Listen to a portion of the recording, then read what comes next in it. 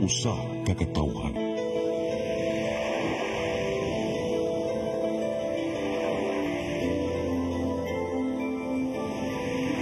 Cebu Catholic Television Network.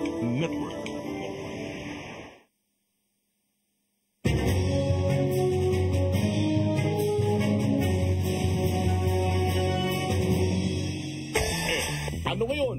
Napapanahong mga isyu, bubusisiin dito lang sa Ano Ngayon?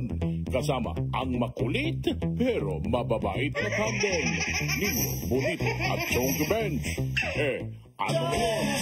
Dapat sila'y ibasura. Ang ating programang Ano Ngayon? Ay panig sa katotohanan, kampi sa mga naapi at sumusuporta sa totoong may malasakit at ginintuang puso sa bayan. Magkakaroon po tayo ng mga panauin na sa aming palagay kaani sa katotohanan. At ngayon, napakaswerte po natin, pinulakan po tayo na isang Congressman Rodante Dizon Marcoleta. Magandang araw sir. Magandang araw sa iyo, Ninyo, Benji. Salamat sa pag-imbita niyo sa akin. Isang karangalan po, Kung kumusta po pagkatapos ng napakahabang drama sa Kongreso? Mainit pa ba? Hindi, kasi nag-break na kami, kaya hindi na wala na masyadong tao ngayon. Maliban na lang doon sa Quadcom na gumagawa pa rin ng kanilang tinatawag na investigation in aid of legislation. Pero officially, naka-break na ang Congress, kaya wala masyadong tao. So, napaka-simpag na, nag-overtime. Pag-meron yata kasi ng deadline sa mga dapat nilang maipundar na mga bagay-bagay. Ano kaya yun? Ano yung dapat ipundar ng mga bagay-bagay? Your guess is as good as mine. Bakit tayo pumalakad ng todo sa mga kontrobersyang naganap? Dahil napakalaking karangalan na makaharap ang hinahangaan ko. Totoo ito, bihir naman ako umanga sa politiko. Kaya lang ako natutong manood ng mga hearing dahil sa kanya. Ano po ba yung Magna Carta for the Poor? Alam mo, yun ay para sa akin, isang landmark na batas. Ang aking sektor na nire-represent sa Kongreso magmula pa ng 2004 ay urban poor. Nung una akong pumasok sa Kongreso, ang dala-dala kong party list, alagad.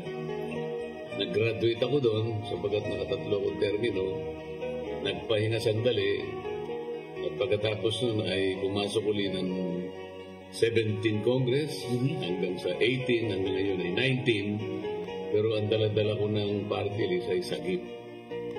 Ganon din, hindi ako nagbago ng sektor na nire-represent, sapagkat dyan ako galing eh. So, malapit sa puso ko yan, tapos palad natin mga kababayan.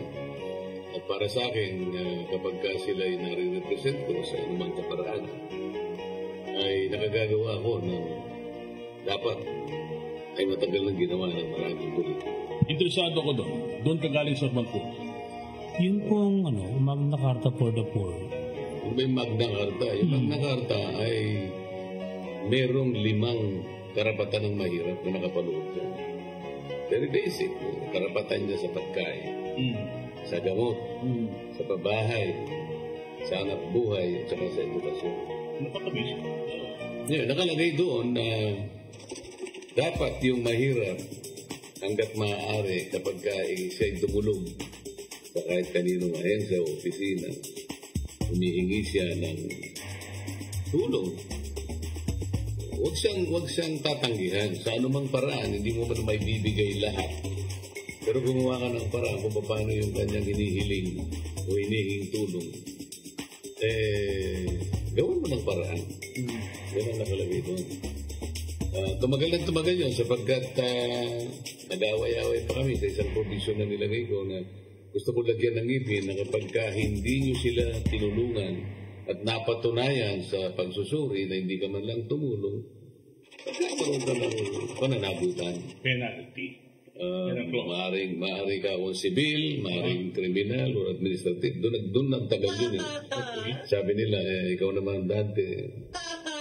Tayo na nga gumagawa ng batas Gusto mo, parusahan pa tayo. Hindi na nakakagaling ng record yan.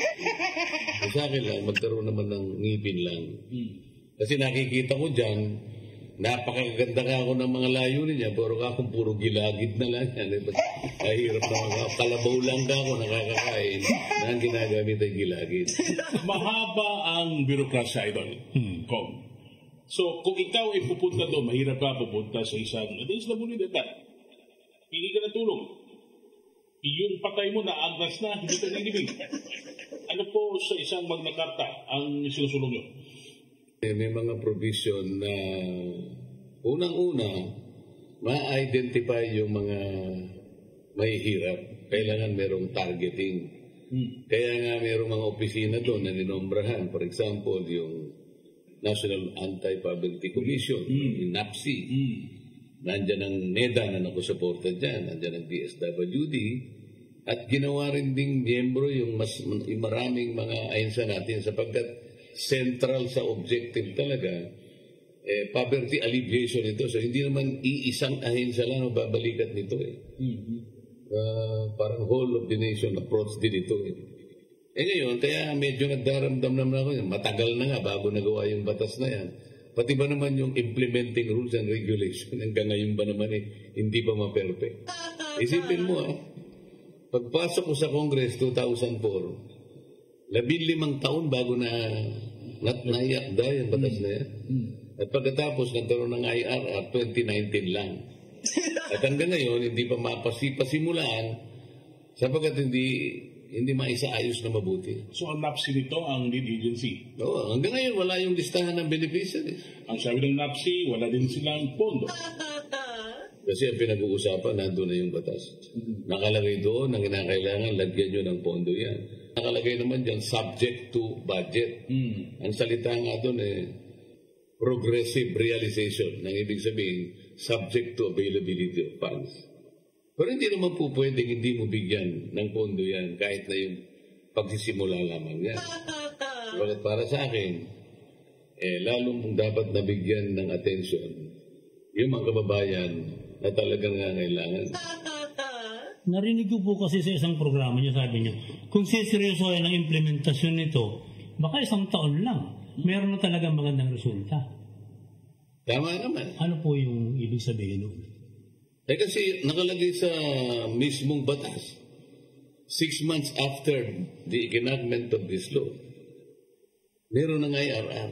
2019 yung law bakit na-promulgate ang IRR after 2 years hanggang ngayon na hindi pa ma-perfect? Kasi, ang sabi ko sa kanila, yung provision mali sapagkat walang sunset provision. Yung sunset provision, importante yun sapagkat wala naman sigurong mag-aakala na habang buhay mong sineservisyo yung mahihirap na yun. Kaya kailangan mapag-graduate mo naman sila sa panahon naman na kailangan mag-graduate na sila. Hindi naman ang ibig sabihin nun habang buhay na may dole out yung mga yan. Hindi. Kailangan mapag-graduate mo sila. Yung pag-roll out natin sa mga mahirap. Ibig sabihin, ayuda. Ikaw may, ano ang pananaw mo sa ayuda ngayon? Hindi naman kasi focus hindi naman targeted. Kasi kung halimbawa, ay gagawa natin ng halimbawa yung China, nakapagtala sila ng isang milestone kung pag-uusapan ay pagtulong sa kanilang mga impoverished citizens. Meron silang 800 million impoverished Chinese.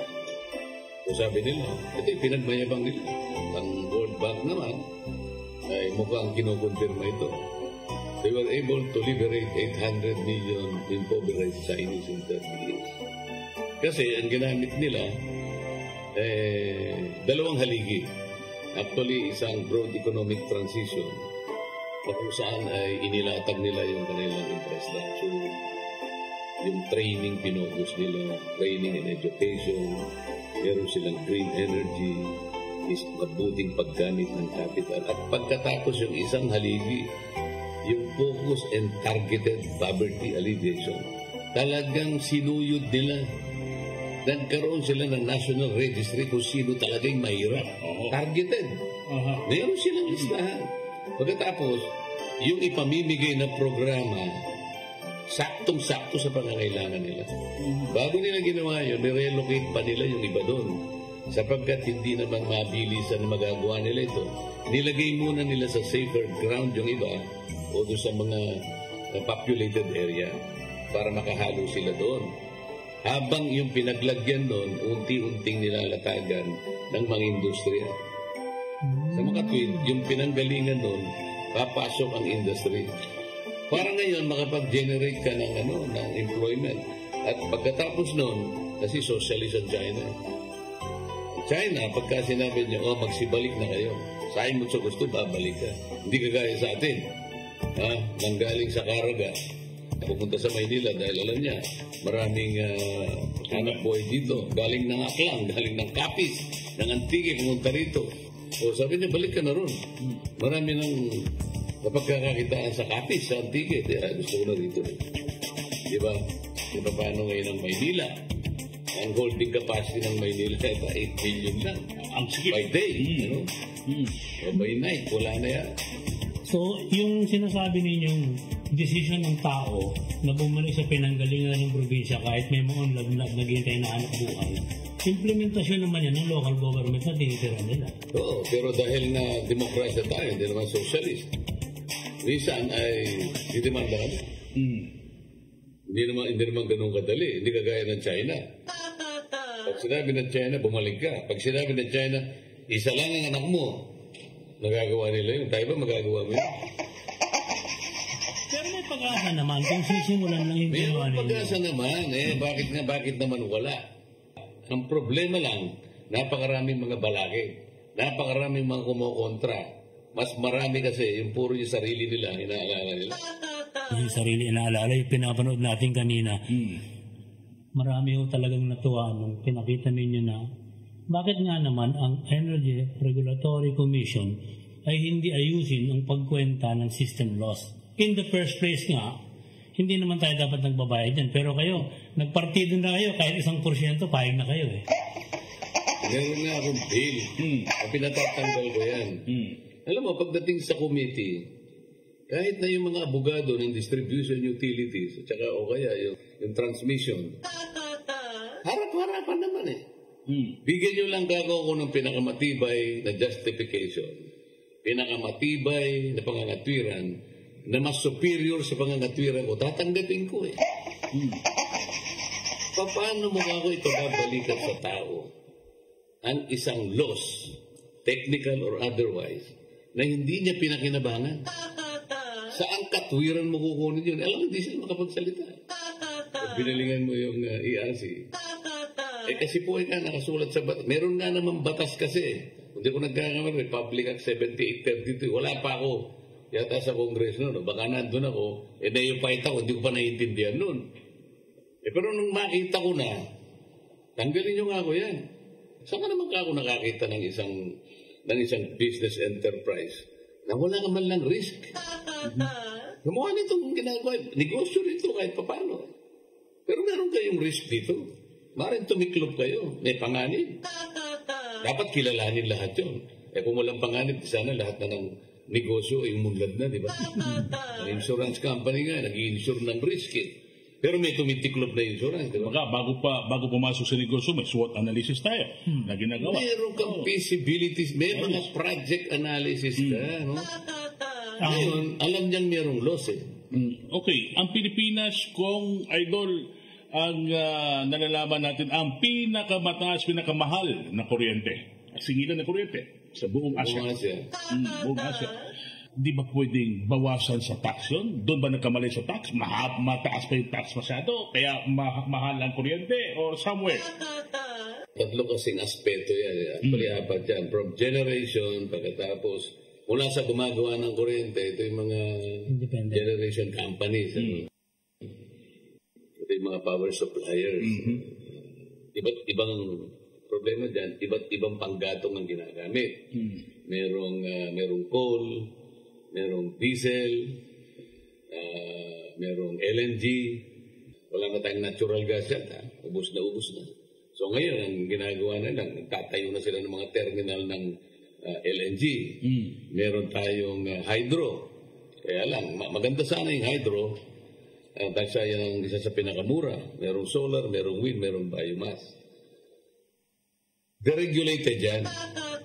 Ibig sabihin, hindi yan nire-regulate ng gobyerno. Ang regulated lang yung transmission at saka yung distribution. Ngayon, pinalilitaw nila, napakaraming dapat na bayaran kasama na nga yung system loss. O sige, palagay mo na dapat nating bayaran yung system loss. Bakit pati yung tax ng system loss? Binabayaran namin. Saan ka nakakita? Loss na nga, may tax pa. Pwede mo pangapiranan yun. Tapos tinatanong ko, paano yung metering charge? Ano ba yan? Ano yung supply charge? Ako, maniwala ko. Tinginan na sila. Hindi, gusto ko malaman ano yung supply charge. Yung generation charge, binayaran ko na. Yung transmission charge, nandyan lahat, alam ko yan. Yung distribution, nandyan na rin. Ano yung supply charge? Ano yung metering charge? Pag kinuwenta natin yun, doon ang gagaling lahat. O ano ka ako yung universal charge? Meron nga, nakikita ko yung universal charge. Kaya ang problema sa inyong dalawa, hindi nyo naman tinatanong kung ano yung universal charge. Kasi napaka-technical. Pag nakita mo yung bill, ang daming mga charges kung hindi natin alam. At wala rin din magtanungan kasi ang sasagot sa'yo, computer. Yun na, ganyan nga. Sa kakatanong mo, puputulan ka lang. Nasaan ang due process? Ayun. Pag-usapan natin ang due process. Kasi, pag ikaw ay distribution utility, mapa-Meralco ka man o mapa-electric cooperative, mag-apply ka sa ERC kung ilan yung rate na sisingil mo sa iyong mga consumers. Sila ang decision dyan. At ganun din ang transmission, hihingi siya ng permiso. Magpa-public hearing. Okay. Pero yung public hearing, Sino public na to? kunwari lang yun. Alam mo kung ba't ko sinasabing kunwari? Baka nakikinig ang ERC. Kung gusto nyo, pumunta kayo dito para pagtalunan natin. Kung hindi kunwari yan lang. Public hearing ang tawag. Kasi palagay mo na meron dumating na mga mangilan-gilan na tao. O palagay mo na, napuno yung gymnasium. Sino ang makakaintindi doon sa pagkakwenta nung inapprove na rate? Sapagkat pag binigay sa'yo, kapag tinanong mo, Madam, paano po na kwenta po na ang babayaran po namin ay ganito po ang bibigyan ka ng 2 tahon na equation. Totoo yung sinasabi ko, 2 kahon na equation. Buhayin mo si Dr. Albert Einstein maski siya mahirapan kung paano nila ginawa yung equation. Mahirap na nga magkwenta kung paano natingin natin yung pagkain. Ito pa. Minsan tinanong ko yung chairman, Madam Chairman of TRC, do you understand the formula? Ano pong sabi? No, Your Honor. Anybody from the commission who studied and understood the equation? Wala po. Kung kayo nga hindi nyo maintindihan, paano maintindihan ng mga taong kinalap nyo for a public hearing? Walang due process. Why? What is the first element of due process? Notice. Kailangan alam niya. Hindi nga niya alam Nasaan? Ang sinasabi ko, tapos questionin nyo. Hindi nga nyo alam Ano yung universal charge? Yung universal charge, kasama yan yung utang ng NPC noon. Yung binabayaran natin, doon natin kinukuha. Utang na nga. Sino dapat ho ang nagbabayad noon? Sino ho dapat ang nagbabayad noon? Dapat binayaran ng NPC yun. Sila dapat. Dahil na-privatize na, ipinark yung utang ngayon doon sa tinatawag na PISAM. Para ibenta yung mga natirang private properties ng NPC. Wala nga naman bibili kung maraming utang yun. So, inalis ang utang, ipinark dito. Ang usapan, ibebenta ito. Sipi-sipi mo naman. Naubos na yung corporate life ng PISAM. Ngayon, humihingi na panahon ng extension ng corporate life. Hanggang ngayon, meron pa tayo 6 billion na utang. So, nakakadagdag sa binabayaran mo na kuryente. For at the end of the day, blackmail yan Kasi di ka naman pwedeng walang kuryente. Wala. Adhesive contract. Kailangan ba talaga yan? At tila ba kung ang nangyari, tayo ang namumuhunan para sa kanila eh. Ngayon. Sinisingil tayo sa pinupuhunan nila. Dati kasi, yung basihan ng yung rate ng electricity, Opo. nakabase doon sa tinatawag nilang Return on Rate Base, RORB. Opo. Kanyari si Benji, ikaw ang ERC. Madam, sabi niya, ito po ang aking capex. Ito po yung aking capital expenditure. So mula dito, kukwentahin mo ngayon, okay lang kasi naipakita niya na ito yung ginasta niya para mag-supply ng kuryente. Yun ang return on rate base. Pinalitan nila yun at the middle of the EPIRA regime. Ngayon ang ipinalit nila ay performance-based. Ano ibig sabihin niya?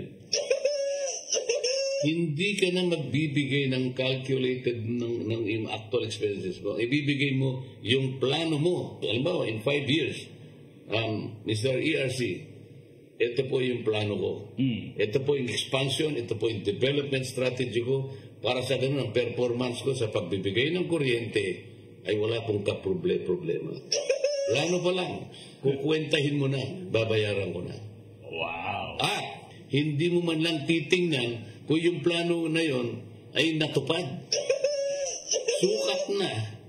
Sukat na nakapagbigay siya at walang complaint. The mere fact may plano, may proposal, babayaran ka na.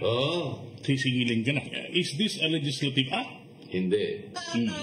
Sabi nila kasi, Congressman Benji, meron kaming legal basis dyan. Ang sinasabi dyan sa Section 43 ng IPIRA, we can adopt an internationally accepted modality. So, tanungin ko sa kanya, international ba yan? Ilang bansa ba mong pumirma dyan? O, tinanong ko yung secretary ng Department of Energy nung kinukonfirm namin. Ay ba pumirma dyan? Treaty ba yan? Hindi po. International accepted? Hindi. O, bakit ka pumayag dyan? Sabi niya, I have drew a line between policy and operation. Hindi ka, huwag ka ako sasabot ng ganyan. You should cross the line. Kasi ikaw naman talagang may mandato na tingnan mo rin yan. Alam mo kung ikaw yung professor sa thesis, hindi depends ako, mukhang naiihi yung bata eh. Oo nga, kaya tinanggal nila ako sa komisyon na appointment. Alam mo naman yun, diba? Ilang committee ba na, tinanggal ka? Hindi ko na pinilang, lahat. Ang dami. Lahat. Bakit mo pa bibilangin? Tinanggal ka na nga. Sa lahat? Animal. Kinuwestiyon ko yung kuryente sapagkat sabi ko, bakit naman nga ako? Kapayagan niya na naman yung aboitis niya na sagpangin niya nga ako yung service area nga ako ng Nordeco. Hindi namatay ang competition. Pag namatay ang competition, hindi kahit anong presyo ako. Sa ngayon mababa. Ngayon, pinagyayabang niya mababa. Kasi nakakakuha siya doon sa hydroelectric plant ang tawagin ni Agus Polani. Alam mo kung ba't nakakakuha siya ng marami ron? Kasi yung presidente ng PISAM na siyang mayroong pamamatnubay doon sa Agus Polani, dating tao ng Aboitis. Kaya more than 50% ng capacity ng hydroelectric plant nakukuha niya. Bakit hindi mo ibigay sa Nordeco yan para maging mura? Sabagat ang Nordeco, ang consumers niya, puro household. Samantalang yung consumers ng Aboitis, puro industrial commercial. Maraming pera yung mga yan. Pag napatay niya yung Nordeco, di tapos na. Lalo niyang itatas ngayon. Kinwestiyon ko yung Samselco dahil yung investment management contract gustong alisin ng majority leader. Sabi niya, masyado kanyang mataas ang rate dito. Pati system loss mataas. Makala mo, may katwiran. No? Oo nga ako. Pero, ikaw na nga nagsabi na parang may sakit yung Samselco sa ngayon. Kaya nag-introduce ka ako ng kapital at ang nag-manage ay isang private company through an investment management contract. Kapag inalis mo yung IMC, parang yung pasyente ngayon na intubated, tinanggal mo ang ventilator. Patay. Hindi patay. Hindi nguntikan ko na naman yun. Tanggalin si Marcoleta sa Committee on Energy. Senator Marcoleta, kasi naniniwala ako mananalo kay Senador eh. Yung mga problemang nakita nyo rito, pwede bang yung mga balakid na yan ay lagyan ng provision sa batas para Mawala? 10 bills ang aking inilatag. 19 Congress. Yan 10 bills na yan, tinawag kong power bills. Puro power. Meron namang iba, pero sa power mismo, 10 yun. May kakambal na 12 resolution niya. Sa kuryente pa rin. Awa naman ng Diyos, merong isa yata na natika. Walang lumusot na naging bakas. Paano? Siyempre, kayo naman. Kaya mo naman isipin nyo kung bakit hindi nateteka. Di ba? Ayoko na lamang masyadong mag-speculate. Sapagkat kahit hindi ka mag-speculate, obvious naman kung bakit naman hindi malang nateteka. So, ibig sabihin kung talagang gustuhin natin na ibaba ang presyo ng kuryente, kaya. Kung gusto, may paraan. Kung ayaw, May nakawala yan. maraming dahilan. Sinabi mo yan. Kung lilipat natin ng usapan po sa telco, anong nakikita niyong problema? Kasi ang dami ring hidden charges eh. Maraming problema kasi ang ating telecommunications and communication, information communication technology. Meron tayong DICT. Meron tinatawag na first mile. Meron kang middle mile, meron kang last mile. Tama? Ayaw mo sumagot. Tama po. Ako pa nagtatanong eh. Ang problema kasi sa ngayon, yung mga malalaking dambuhala na telco na yan, nakilalang kilala nyo naman. Ang gusto nila, ando lang sila sa second mile or middle mile. Kasi mabigat ang investment yan. Yung first mile, parang akala mo yung Angat Dam ko na para maintindihan ang mga rikito. Second mile, yung mga pipes na yan, ang malalaki, para pumunta sa mga facilities na kung saan. Wala nang gustong magano doon sa last mile. Kasi ito na yung papunta doon sa trilo mo. Okay. Lalong mahal yun eh. Diba? Kaya nakita mo, ikaw, madalas naman kayong lumabas ng bansa. Pag landing pa lang ng aeroplano, meron na nagano sa yung roaming. Thank you for using pumunta ka sa Capiz, pumunta ka sa Iloilo. Meron pa magkukongratulate. Walang roaming eh. Paano ang telepono mo pala? Ito yung mabigat eh, globe ka. Ang ano pala ron, smart. Pagkatapos yung ating mga tore. Dapat sana lahat sila na nagtayo ng tore, maggagabitan sa isa't isa. Isang tore lang. Hindi, alam may tore ka, may tore siya, may tore. Paggamit natin, para sa ganun, interconnected. Yun lang naman. Paggamit ng tore lang, kanya-kanya kasi. Malakas po ang smart dito. Di ba? May ganun. Totoo naman eh. Kaya ngayon, magdadala ka ng cellphone, 2. Ano ngayon? Ano ngayon? Itong serbisyo ng gobyerno sa PhilHealth, yung 90 billion, more or less. Legal po ba sa pananaw ninyo yung pagkuha? Yung sobra, yung pagkuha at pagbalik sa treasury. Ano ngayon? Ano ngayon? Interesahan na, Congressman. Kayo po ba ay nakaanib saan? Kay Inday? May personalidad ba dito? Kay Inday? Kay BBM? Sa administrasyon? O independent ka kung ikay tatakbo bilang senador? Ano ngayon? Ano ngayon? Ano ngayon? Ano ngayon? Ano ngayon? Mga hinigugma diha ni Kristo. This is Archbishop Jose Palma of Cebu. There are 2 areas of concern